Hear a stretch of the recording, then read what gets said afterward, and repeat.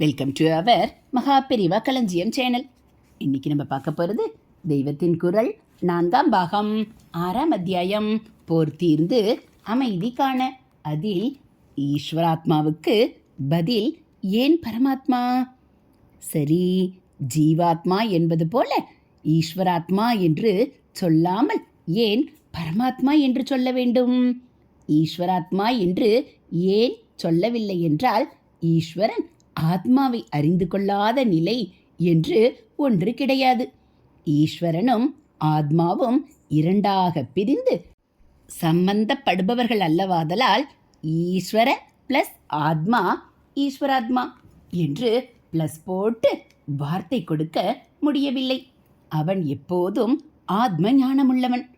அவன் நிஷ்கிரிய நிர்குணனாக இல்லாமல் மாயையினால் காரியம் செய்கின்ற சகுண குணங்களுள்ள ஈஸ்வரனாயிருக்கிறார் என்று அத்வைத சாஸ்திரங்களில் சொல்லியிருப்பதை பார்த்து, அப்படியானால் மாயா சம்பந்தத்தால் தன் நிஜ ஸ்வரூபத்தை அவன் மறந்து போய் வேறே மாதிரிதான் இருக்கிறானாக்கும் என்று அர்த்தம் பண்ணி கொண்டு விடக்கூடாது.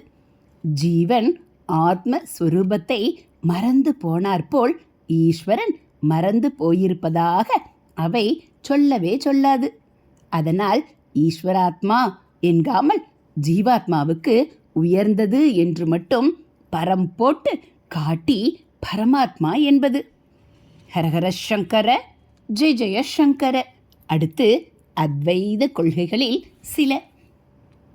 ஆதார சத்தியம் எப்படி ஈஸ்வரன் மாதிரி தோன்றுகிறது, எப்படி ஜீவன் மாதிரி தோன்றுகிறது என்பதில் அத்வைதத்துக்குள்ளேயே 2-3 தியரிகள் இருக்கின்றன.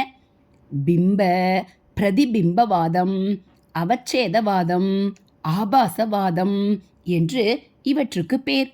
அந்த வித்தியாசங்கள் கட்சி பிரதி கட்சிகளை அதிகம் சொல்ல போனேனானால் உங்களுக்கு கண்ணை கட்டி காட்டில் விட்ட மாதிரி இருக்கும். இப்போது மாயை நம் கண்ணை கட்டி இந்த சம்சார காட்டில் விட்டிருப்பதை ஏதோ கொஞ்சமாவது தளர்த்திவிட பார்க்கலாம் என்று உபன்யாசம் செய்ய ஆரம்பித்துவிட்டு நானே நேர்மாறாக பண்ணிவிடக்கூடாது.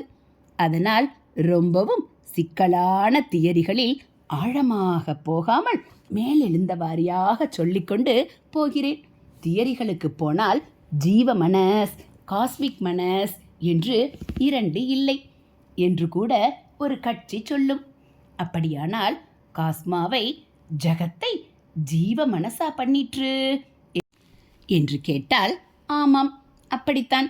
உன் பார்வையில்தான் ஜகத் இருக்கிறது, அதற்கு தனியாக இருப்பு இல்லை என்பதாக திருஷ்டி சிருஷ்டிவாதம் என்று ஒன்றை சொல்வார்கள்.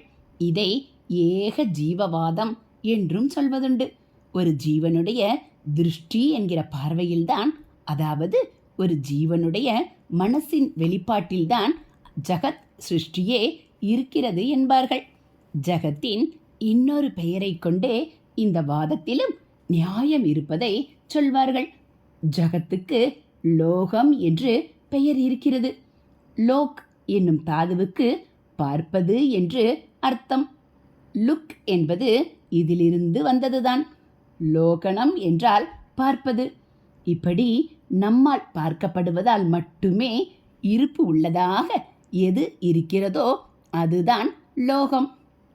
லொக்காலிட்டி, லோக்கஸ் என்றெல்லாம் இடம் சம்பந்தமானவற்றை சொல்வதும் லோக் தாதுவை வைத்துத்தான்.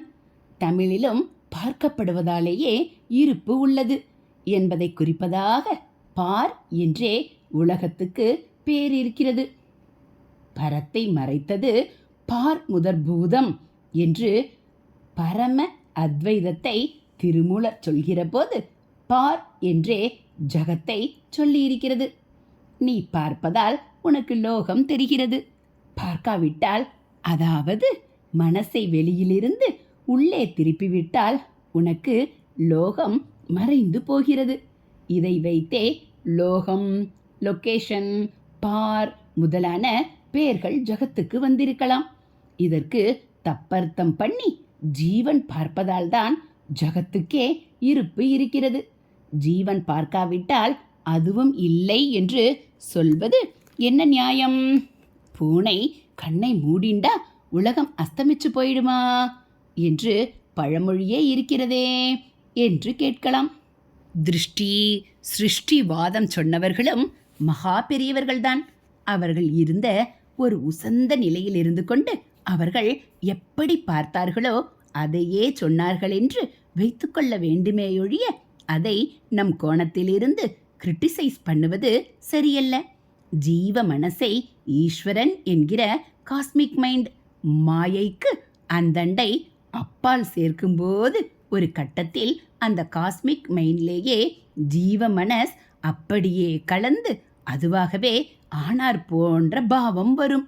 அதாவது எதுவும் செய்யாத நிர்குண ஆத்மாவுக்கு போவதற்கு முந்தி அதற்கு போகும்படி பண்ணுகிறானே எல்லாவற்றையும் செய்கிற சகுண ஈஸ்வரன் அவனோடு ஐக்கியமாகிவிட்டது போன்ற ஒரு ஸ்திதி வரும். அப்போது அந்த பெரிய மனசின் சிருஷ்டி தன்னுடைய கல்பனை மாதிரியே தோன்றும். ஆனால் வாஸ்தவத்தில் ஜீவன் ஈஸ்வரன் ஆவதில்லைதான். ஹரஹர சங்கர ஜெய ஜெய சங்கர, ஹரஹர சங்கர ஜெய ஜெய சங்கர. மகா பெரியவாச்சரணம். இது போல் தெய்வத்தின் குரல் பகுதிகளை நீங்கள் தினந்தோறும் கேட்கணும் அப்படின்னா மறக்காமல் நம்ம சேனலை சப்ஸ்கிரைப் பண்ணுங்கள். கூடவே பெல்லைக்கானையும் கிளிக் பண்ணி ஆளுங்கிற பட்டனையும் அழுத்திடுங்க. நம்ம சேனலில் வரக்கூடிய தெய்வத்தின் குரல் பகுதிகள், மகா பெரியவா மகிமை, ஆன்மீக கதைகள் எல்லாம் உங்களுக்கு பிடிச்சிருந்தா ஒரு லைக்கும் கமெண்ட்டும் கொடுத்து உங்களுக்கு தெரிஞ்சவங்களுக்கும் ஷேர் பண்ணுங்கள். தேங்க்யூ.